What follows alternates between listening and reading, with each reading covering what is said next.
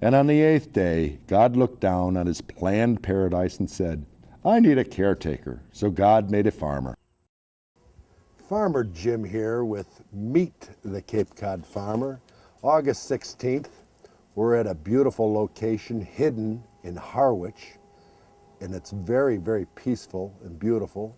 The dog days of summer have not arrived. It's been 60 degrees at night, so it's the puppies of August instead of the dogs of August. So it's been pretty nice to work outside and get things done, but July wiped us out and wiped a lot of us out for bad weather and things like that.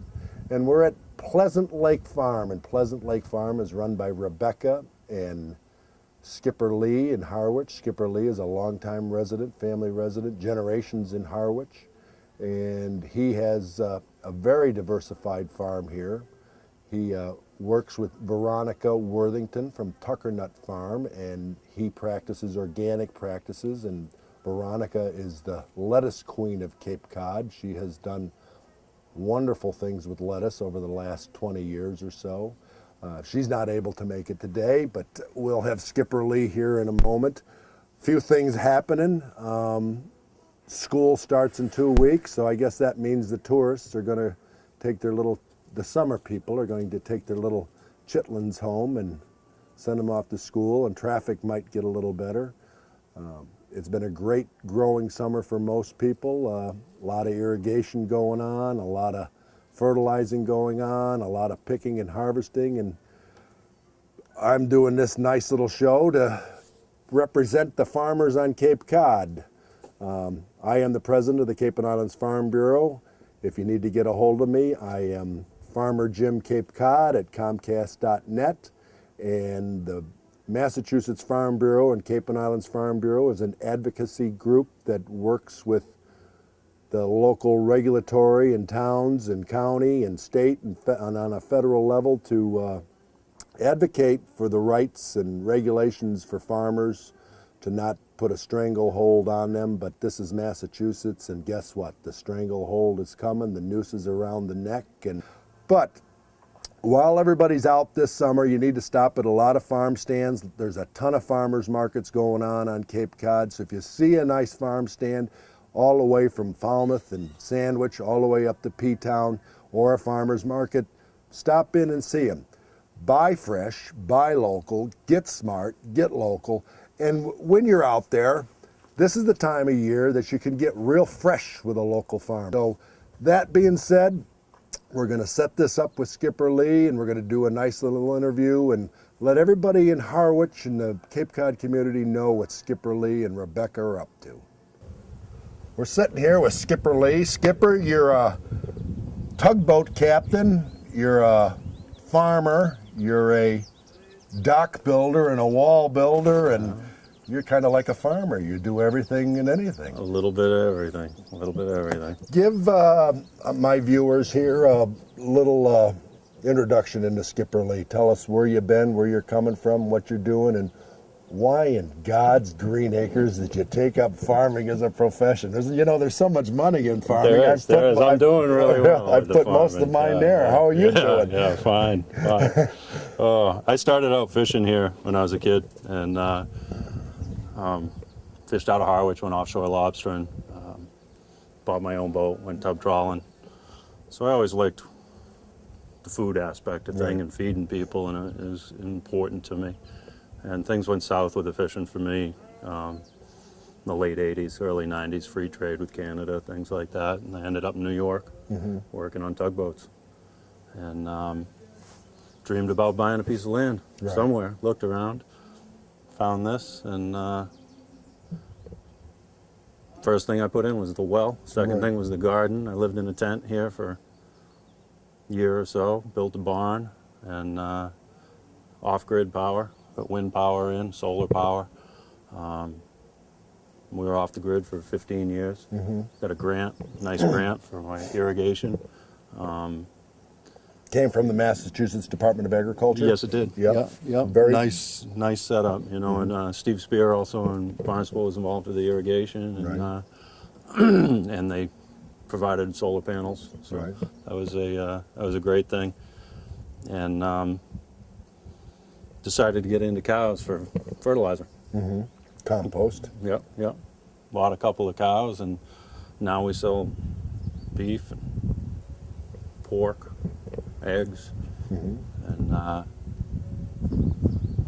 that's worked out. That's worked out very well. We put power in for that, for the freezers for the meat, which is a nice supplement, I guess, to the farm. Right. You know, to the vegetables, I guess. We're certified organic. We've been certified organic since '05, I think. Right. You know, we started out growing just garlic, and now we grow a little bit of everything. Right. And you have Veronica. She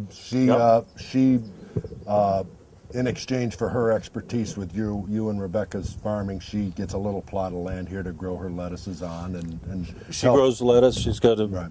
place up further, and this is all harvested and gone right now. And she had the peas. We didn't do very well with the peas this year. Got one picking on the peas, and then we got into that really hot weather and didn't get a second picking out of them. Right. But, and she's great. She does a beautiful, beautiful job with the produce. right. Veronica, she does a number of farmers markets, and she has a little farm stand there in West Dennis at Fisk Street off of 28, if you ever get over there. You raise a special variety of beef cattle, and they take a little longer to fatten out and everything else, but and they're Scottish Highlanders, and they have these big rack of horns on them, but Scottish Highlanders are a good source of what type of beef? Why are they such a you know, they're marbling in their flavor?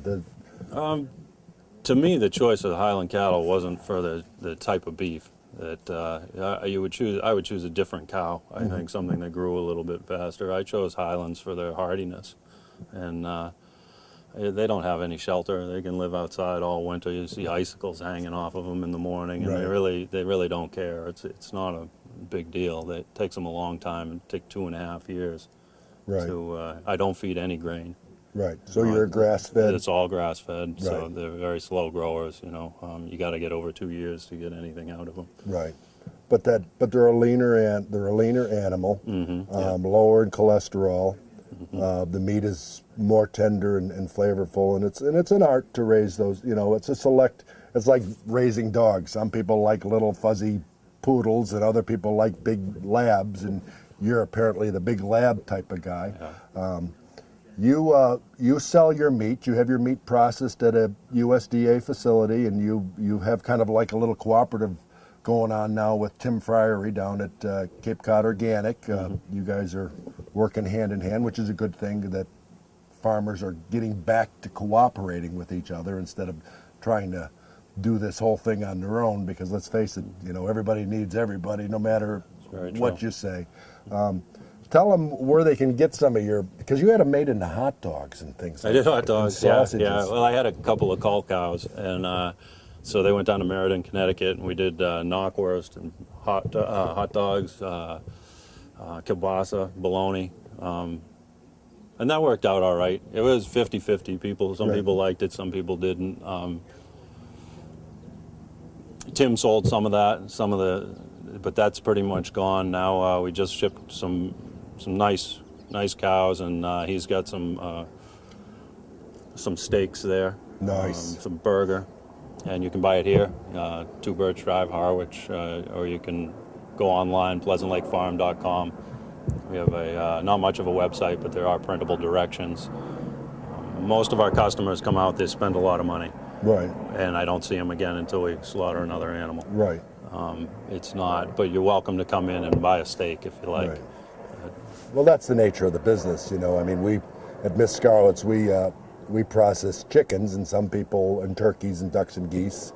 You know, they'll come in and buy, you know, 8-10 chickens, take them home, cut them up, freeze them, and you won't see that person again for 3-4 months, and then they'll be on the phone, when you doing chickens again? I need chickens, you know, and you set a date, and that's how you do it. We had the Chatham Squire. They came and bought all our loin roasts on a special. They had Mahoney's and Orleans bought all our Boston butts for doing a pulled pork. Right. So there's also the restaurants are a big part for us because of being so off the beaten path with the farm stand. Right, but that gets back to being sustainable, buying local, resourcing your product local. Let's face it, a box of tomatoes that comes from Mexico, they got more money in transportation charges than they've got in what the tomatoes are worth. And they're perfect tomatoes, you know. I mean, and the reason tomatoes from Mexico and South America and things are so perfect is they haven't outlawed chemicals that this country, which the USDA and the departments, you know, whichever departments are, have outlawed a lot of these chemicals because they have found out that they're not healthy, you know, and it's all about being healthy. It's not about healthy and nutritious. It's not about just having a nice red tomato to eat, you know. I don't think anybody wants to know what's on their coffee. Absolutely, you know, I mean, and you know, and the amount of coffee that's consumed just on Cape Cod, could you imagine what they have to spray to keep those puppies going? You know, I mean, it's amazing. And the average person, what I find is intriguing is, you know, let's take this tomato here, okay? The average person has no damn clue what it took to get this tomato to a farmer's market, or to a farm stand, or to even to a grocery store. The amount of hands that have touched this after it's left the farmer, not, you know, and that's what's good about having a farm stand or going to farmers markets, is that this was, the seed was planted, it was cared for, it was transplanted, it was retransplanted, it was planted in the ground, it was cared for, it was harvested, it was picked, it was monitored for bugs, it was monitored for insects, it was monitored for drought, it was monitored for too much sunlight, not enough sunlight, everything that it needed to be done. And then, by the grace of God, you picked a tomato that didn't have a green worm in it, or, you know, I mean, at my place, because we practice organic and we don't spray a lot of any chemicals, you know, I'll pick, for every 5 tomatoes that I pick, I throw 2 away. Yeah. You know, they're seconds. But Well, then that's true that you, like you say, the organic certification process, we have to track from the purchase to the planting, to the transplanting, to the amendments. From that tomato, from start to finish, Right. has to be recorded. it's called accountability, and you have They to come be, and inspect and go right down through the list. You have to have a log, and you have to, you know, when you started the seeds, you know, seed packets that you buy from organic seed, they have a lot number on it, you know, and that's on everything that you buy in this country has a lot number and a manufacturing date, and those numbers mean something. And when you punch that number into the computer, they can tell you that Johnny Jones grew that seed in Idaho, and it was harvested. It was planted. That seed was planted on such. That plant was planted on such and such a date, and it's accountability and it's traceability. And the average person has no clue what goes into the food network of the United States. And that's, you know, this was picked this morning. It'll be sold today. It'll be harvested tonight. And this tomato has 100% nutrition value. You go to the grocery store and you buy a tomato. Well, that tomato was picked in Florida or picked in Texas or picked someplace. It was taken to a packing house. It was sorted one day, and then the next day it was loaded on a truck, and then it was taken to an auction house, and then the next day it was sold at the auction house, and then the pallet was dispersed to whoever bought it, or if they bought the whole lot, and then it's transferred to another transfer station, and then that transfer station takes it and puts it on another thing, and somebody else comes in. You know, I bet you by the time it got to Stop and Shop, I bet Just you wonder if there's anything left of it. Right. Yeah. But the thing is, the middleman is making the money. It's not you and I that's making the money on this. They say, oh, you're getting $3.50, $4 a pound. Well, hell, I'm losing money at $4 a pound, but you're eating well. But getting back to this tomato, if you buy this tomato today from a farm stand or a farmer's market, chances are it was picked in the last 24, 48 hours. The nutrition value is 100%. And if this tomato was bought at the grocery store, it's got 14 days shelf life on it.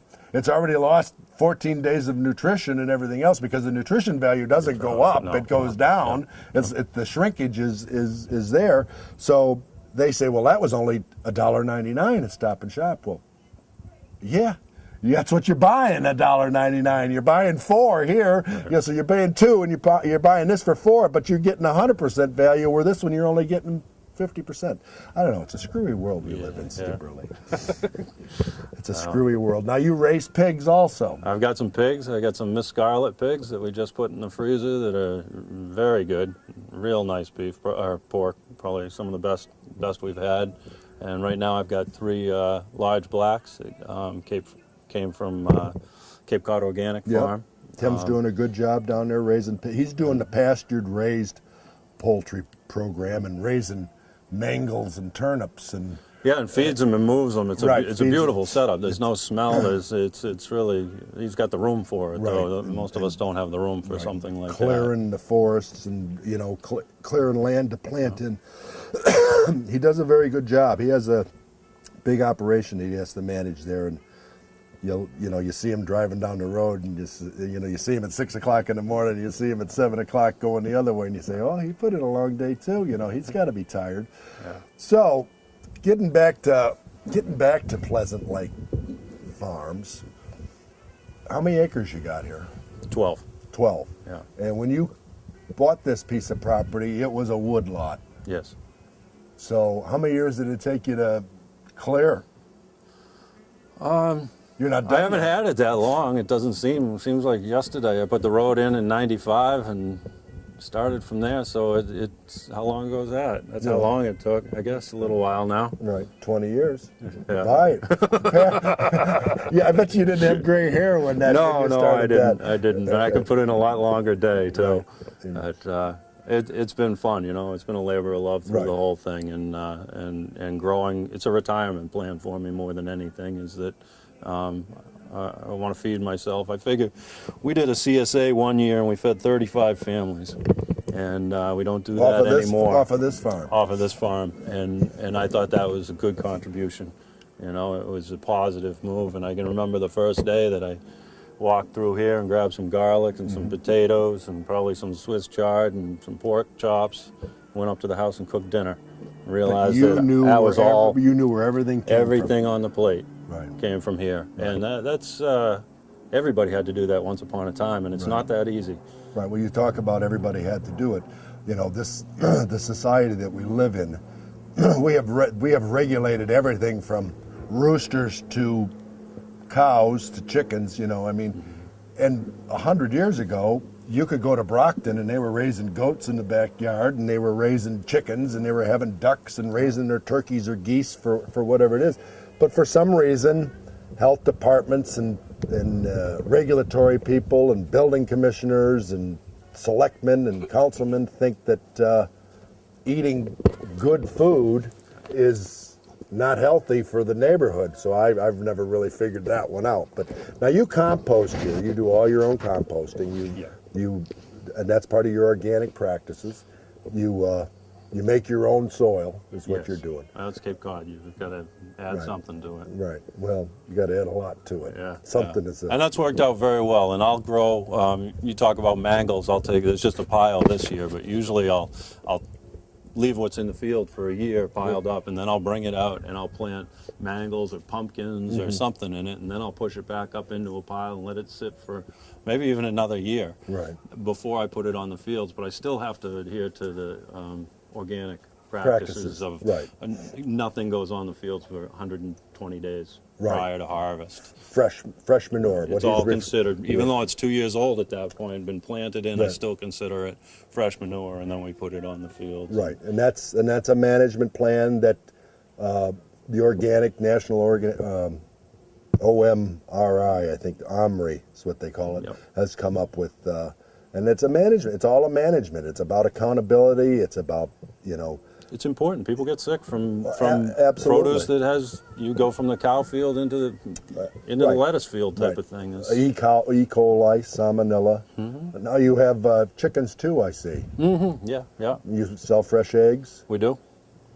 Not a lot of chickens. That just got 25, a dozen eggs a day or something like that. Not too many. Right. But, so you're really diversified, which is good. I see when we were walking up here, you have a little forge. So you into that too? You into ironwork or? I like working with metal. I really enjoy it, and I've always wanted to do some forging. And I have a little cottage that a fellow and his wife live in. He used to work at a forge, Rose Forge in Brewster. Right. And he knows how to do it. So we're building a sister forge where it'll have side by side, so we can learn. I can learn how, and maybe we can teach it a little bit and do a couple of classes as a value-added product. Right. make bird feeders. I don't know. You are a member of Pleasant Lake Farms is a member of Cape Cod Buy Fresh Buy Local. It's the Cape Cod. The website is a great website managed by Tasha Ramos at the Barnstable County Extension Office, but it's Buy Fresh Buy Local CapeCod.org. Buy Fresh Buy Local CapeCod.org. You can go on that website and you can see farmers markets, farm stands. There's a lot of people that are just specialty products, Christmas trees, nursery plants. There's oyster fishermen and there's lobster fishermen. You know, it's all about the Buy Fresh Buy Local, keeping it local. Local is, you know, you shouldn't be going over the bridge to buy your lobster. You should be buying your lobster on Cape Cod. You shouldn't be going over the bridge to buy tomatoes. The Cape doesn't have a lot of farms. We have probably 700 farms. Some of them, you know, maybe less than 0.5% of those are producing farms that on a daily basis or a yearly basis are producing and selling. But, you know, we have some great cranberry growers here in Harwich and in Brewster and up the road and down the road, Upper Cape and Lower Cape. That time of year is coming for cranberries. Christmas is coming. There's some great Christmas tree growers here on the Cape that'll sell you a live Christmas tree, or you can go in and cut your own. But you gotta find them, and to find them, you gotta go on the Buy Fresh Buy Local. And they're out there, and you've got to support your farmers. You have to give them everything.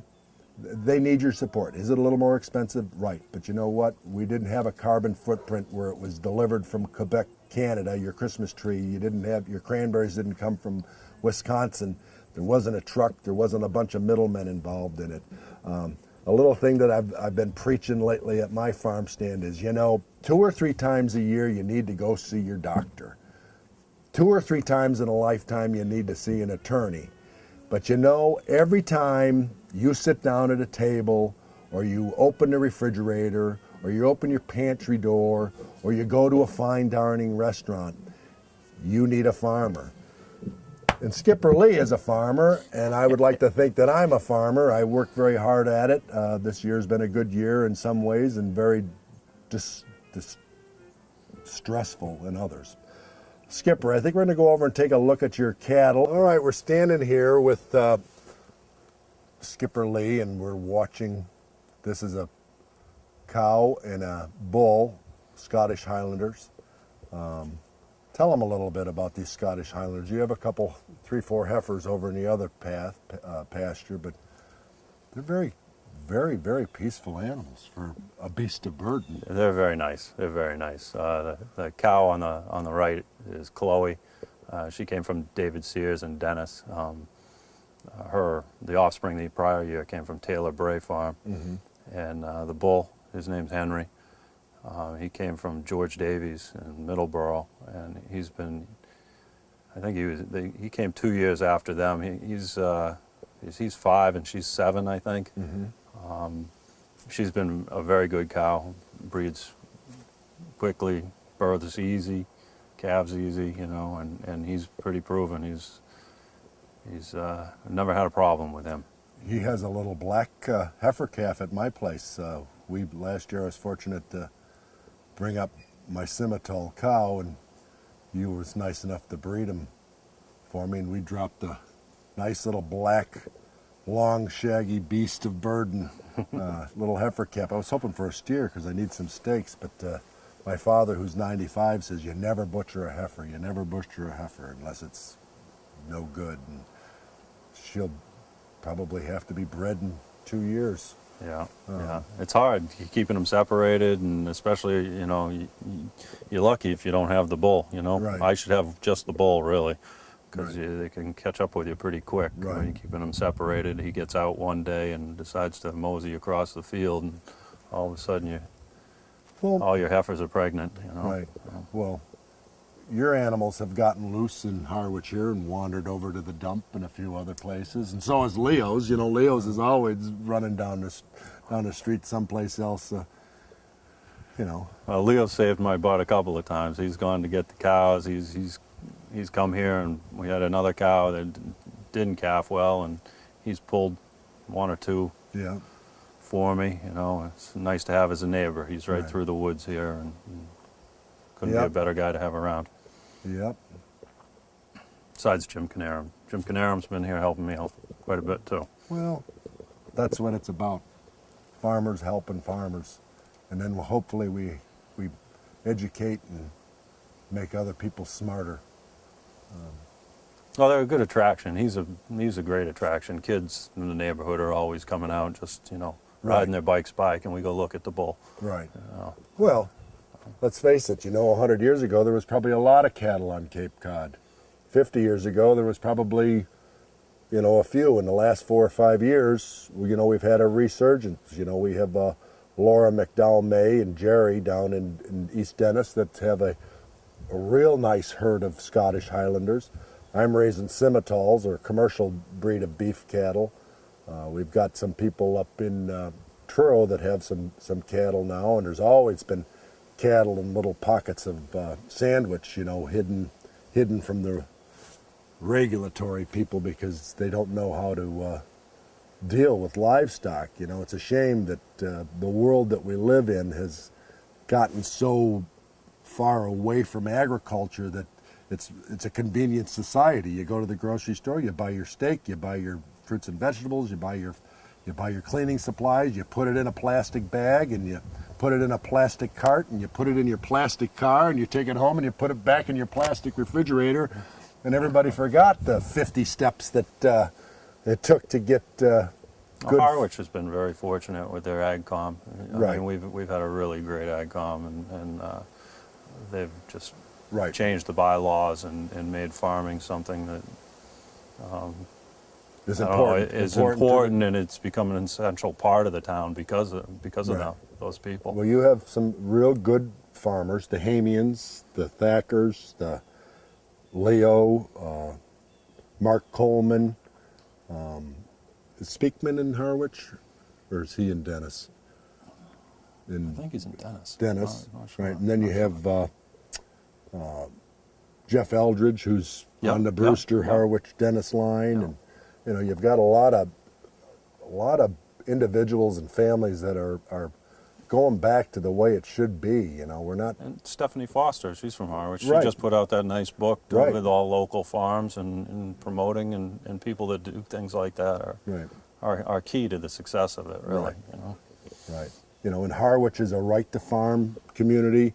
I think the last count there was 78 or 79 farms, registered farms, and registered with the USDA and registered through their tax rolls and things like that. Because if you In the town of Harwich. in the town of Harwich, I thought there were 52. There are that many now, huh? well, I think Yeah. it's 72. I mean, I may Beautiful. be wrong, but I mean, More than any town on the Cape.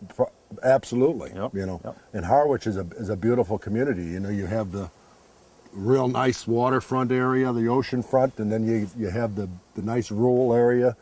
Yes, we came through a sprawling residential subdivision and ended up, I'd like to have about 1,000 acres of this. Brewster's got that just to the north of us. Right. Maybe they'll. This is absolutely beautiful. Well, let's go take a look at your large black pigs that you're raising to have that you'll process, and process means you'll slaughter, custom slaughter them, and at a USDA facility, and have them available for sale. Well, these are large blacks, and large blacks are a heritage breed pig that comes from England. They have a better marbling in the meat with a little more fat. The country's going back to fat. It looks like you got a gilt and a barrel, or a couple gilts in there in a barrel. A gilt is a female that hasn't been bred or had babies. A barrow is a male that's been castrated, so that they are more you're able to control them better. They're not having that boar sense to them. These little pigs probably weigh anywhere between 70 and 80 pounds. You'll dress them out at what, 300 pounds? They seem to hit right at 300, just shy and just above every time.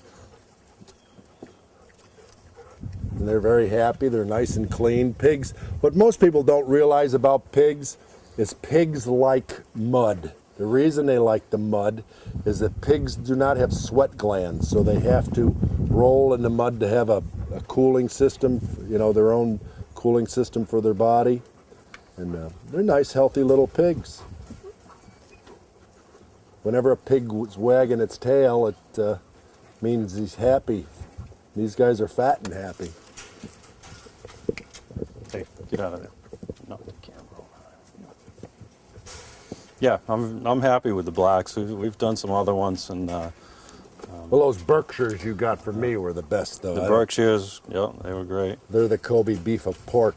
Yeah. But you know, it's all good. You know, no matter what. You know, if you buy a pig and you raise it in your backyard for your own consumption, it doesn't matter. Doesn't matter who or what breed or who it came from. It's the personal care and the value and the quality of food that you feed them, and it's the, you know, I'm a firm believer that if your animals are raised in a good, healthy environment and they're not stressed out, your meat's going to be. The first pigs I got, I went up to Vermont and got, and I think they were Yorkshire Hampshires, and the fella says, "Don't feed your pigs donuts." He says, "You're going to get fat pigs." He says, just feed them good grains, and you'll end up with nice, healthy animals, and you'll be happy if you're going to eat them. Right. So I've pretty much stuck to that, and they don't get much garbage. These ones are all organic. I'm feeding them Green Mountain grains and a mix of mash and pellets. Yeah.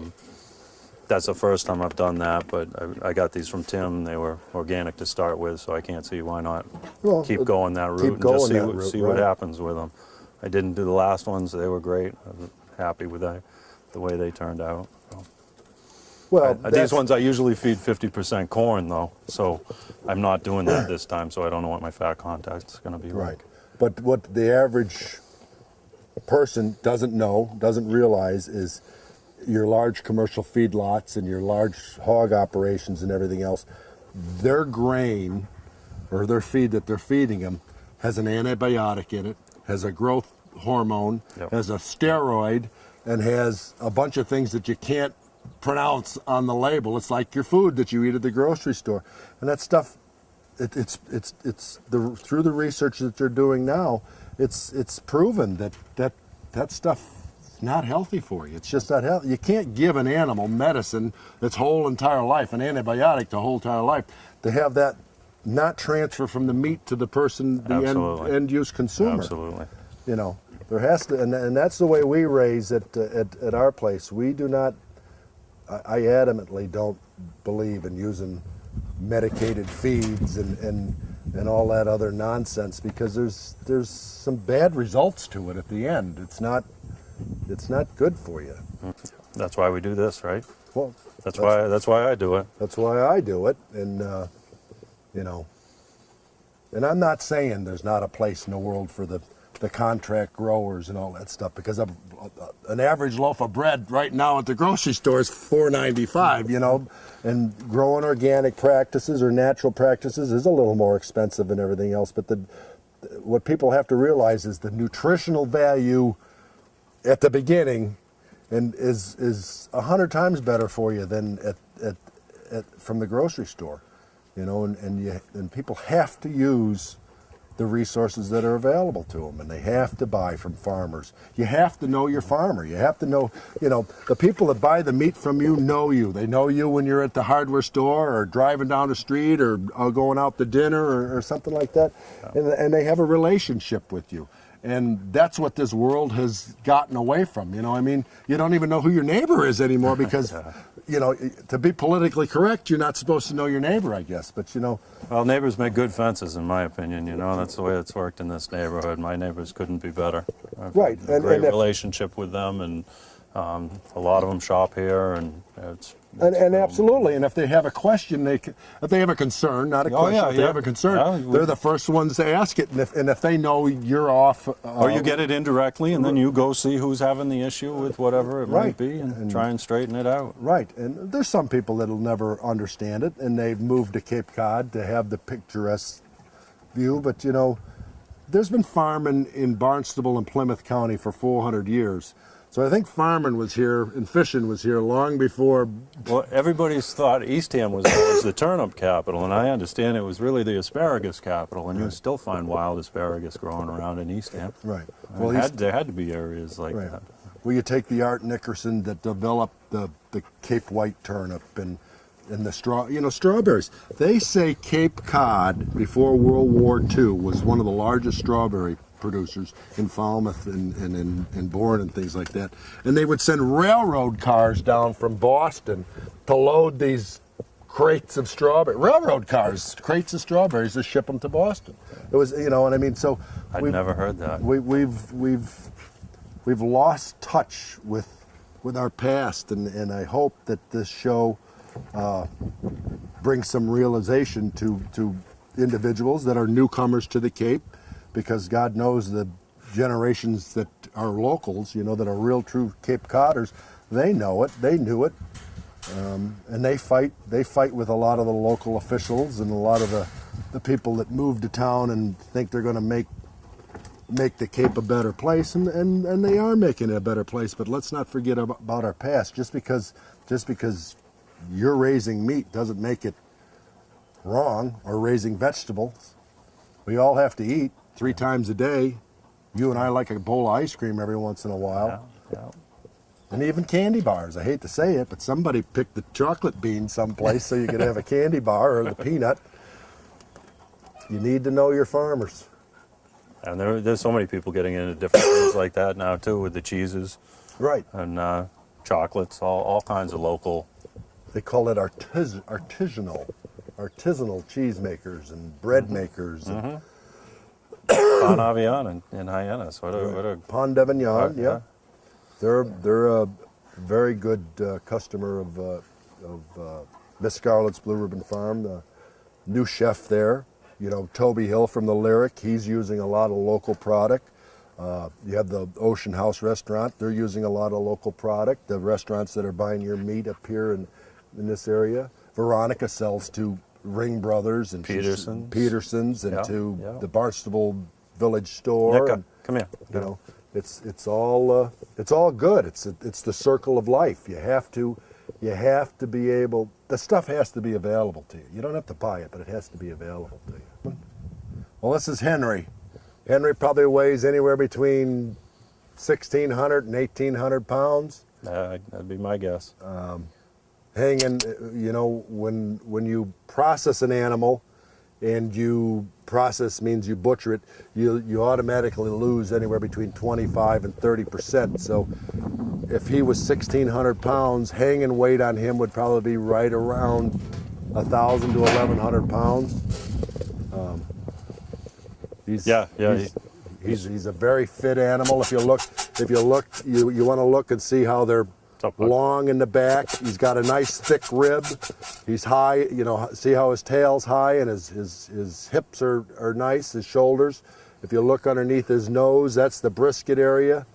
You know, look at that beastly look to him. Those horns are probably 40 inches wide you know, from tip to tip. And there's his wife. Her horns are a little wider. His got broken. The girls beat him up pretty hard when he was a kid. Well, it's hell being a man, you know, being the head of the household. But you look at, now he's a red, and she's what you would call a brindle. That's what I say, yeah. A brindle. Yeah. Brindle is, you know, a red and beige and black and tan colors. There's no different in flavor in meat. Everybody goes to the grocery store and buys certified Angus meat, let me fill you all in on a little secret. To be a certified Angus meat, you have to be a black-hided animal, which means its hair has to be black. Its face can be white, but its hair has to be black. And you have to have 10% Angus bloodline in you. Only 10%. So where's the other 90%? And that's Jersey or something. That's right. So if you're eating Hereford or Charolais or commercial cattle, if they're black-hided, most of them are getting a little premium number on it. But if you look, You look at them, beef cattle are more stout and stocky. A dairy cow that produces milk is more angular, taller, thinner. Those are nice, healthy animals there. Yeah, yeah. You know. He's beautiful, and she's in great shape for her age. She's been a really good cow. Right. You know. Now you see how the hair is thin on them. They're shedding. That's what happens in the spring and the summer.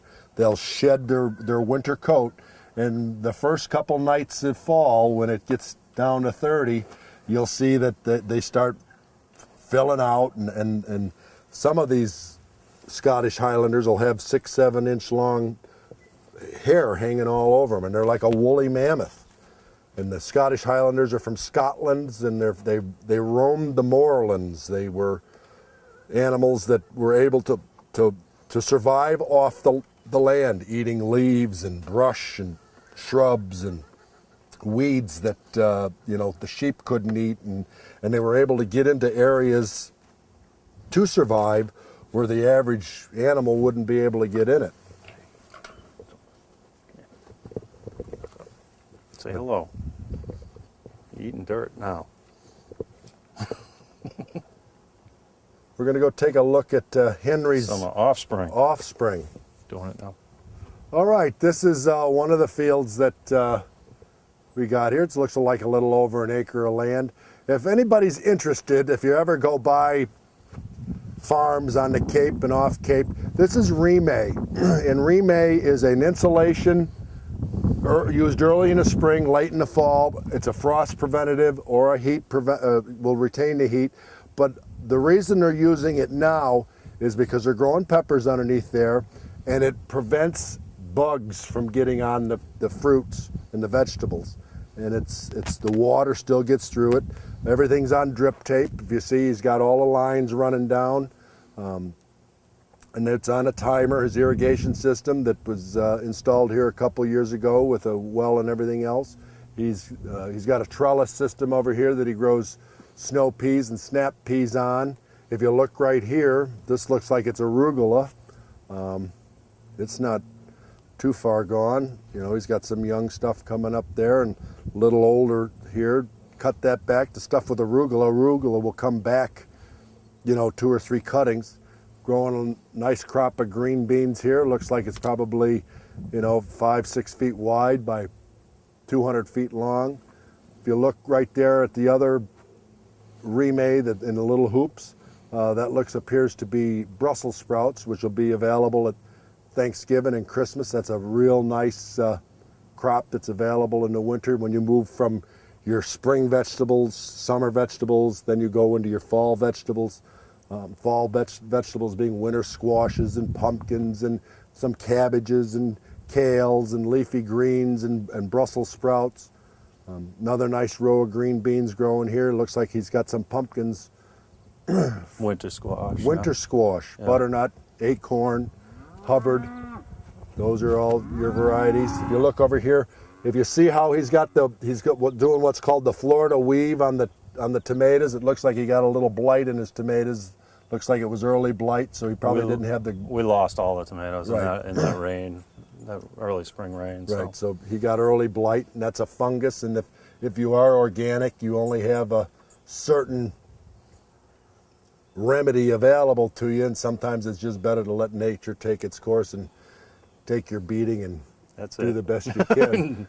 Now, if you look right here, coming up this runway here, we've got, it looks like 2 red and a dun Scottish Highlander heifers. A heifer is a female cow or cattle that has never been bred. Once she's been bred and she drops a calf, she's considered a cow. They all got nice little spike horns on them. Look, if they got, some of them go off to the side, some of them come up. This one on the left is a steer. Oh, a steer. Yeah. A steer is a male that has been castrated, and that will be going into the freezer. Skipper says it takes him 2.5 years to get him to market weight. That's an awful long time. Your commercial cattle operations, they're usually pushing out anywhere between 1,400 and 1,600 pound steers, in less than 16 months. But then again, they're using growth hormones, they're using antibiotics, they're using a steroid, a growth steroid. They're putting carcinogens and metals and pushing the grains to them, and they're not growing them in the natural setting. As you can see here, these animals have a supply of grass. He has feed bunks over here. If you pan to the right, that's a feed bunk. A feed bunk is where Skipper is able to go off Cape to a larger farmer and buy haylage or round bales or round bales, which is haylage or silage or just dry hay.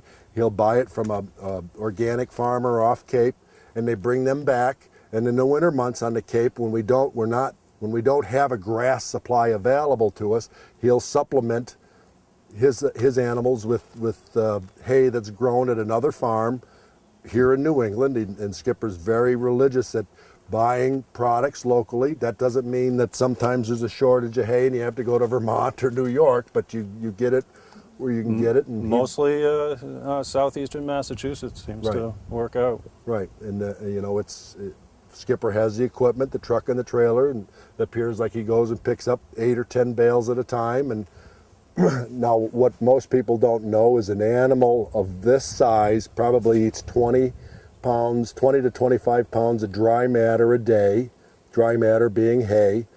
When they get to be Henry size, they're probably eating 50 to 60 pounds of dry matter a day. Skipper doesn't grain them, so they don't have that extra energy that's provided through the grain. So these animals are acclimated to the New England weather here on Cape Cod, but they're also acclimated, their start on that program, and they end up, so they don't really know what sweet feed is or corn or well, you saw when I just shook it for Henry, he knows what it is because it's necessary that he knows what it is. When he gets out or I have trouble with him, I've got to have something that'll bring him along. And so I'll give him just a taste every now and again, and if they get out, I can cut a bag open in the back of the pickup, and he'll follow the pickup from here to China. Right. And they'll all follow him. Right. So. And what the community really needs to know, livestock gets loose. There's livestock that, you know, if they really wanted to get out of here, they would be out of here. He has an electric fence that it just gives them a little shock, so they know to back up, and you know, we don't want to go there, because with farming, sheep and cattle, and everybody always thinks the grass is greener on the other side. That's where that saying came from. Well, sometimes it's not, and sometimes animals get loose. And if you find animals, livestock, horses, goats, sheep, pigs, cows, loose on the road, best thing is to, if you know where they came from, go tell them where they came from, because the farmer usually can get them rounded up in a few minutes. But when people get out and they want to shoo them off the road, that's when you've turned it into a disaster, because the animal's not accustomed to you. You know, I know at our place, when something gets loose, you take a you take a bucket of grain and you shake it, and hell, I can't get there fast enough to get it, and hopefully you can run fast enough to get them through the gate. That's the truth.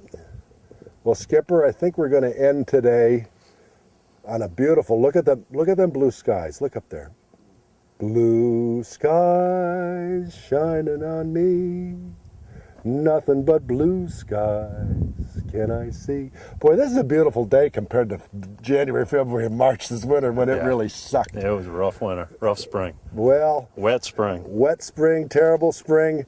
I'm going to come in here and tell you, listen, Cape Codders, I'm always grateful that you watch me on the Cape Cod Media Channel. I'm always grateful that you allow me to come into your home. I'm always grateful to have you buy fresh, buy local, get smart, get local, and get fresh with a local farmer. But you know, the best thing of all of it is this is what we live 10 months on Cape Cod for. It's Friday afternoon, and I get to spend it with another farmer in beautiful Harwich. This is Pleasant Lake Farms in Harwich. Buy fresh, buy local, capecod.org. Find Skipper Lee for some meats and vegetables. And Veronica Worthington from Tuckernuck Farm, Fisk Street in West Dennis. Sorry you couldn't make it here today. This is Farmer Jim from Miss Scarlett's Blue Ribbon Farm in Yarmouth Port. We'll bring you another farm next week.